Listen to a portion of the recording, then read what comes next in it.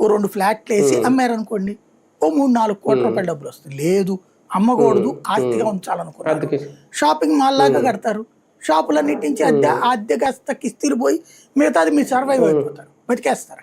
ఆదాయ మార్గం. ఆర్టీసీకి ఏం రోగం అండి? ఆర్టీసీకి ఆస్తుంది, కార్పొరేషన్కి ఆర్థిక స్తోమత ఉంది.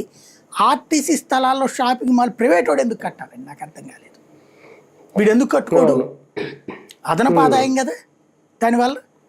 అద్దెలకి ఇచ్చుకుంటే డబ్బులు వస్తుంది. ఇప్పుడు ఆర్టీసీ బస్ స్టాండ్లో ప్రైవేట్ వాళ్ళు పెట్టుకునేది షాపులు, ఆర్టీసీ కాదు, అద్దె వస్తున్నదిగా నెలకు వచ్చేటప్పటికి.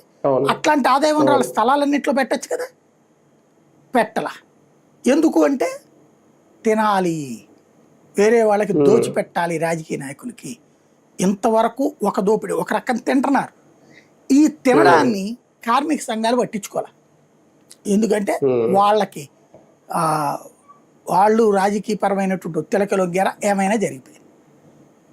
ఇక ఒకసారి పిండడం బిగించేశాక ఆ పిండడం ఇప్పుడు పతాక స్థాయికి జరిగింది. ఎట్లాంటిది?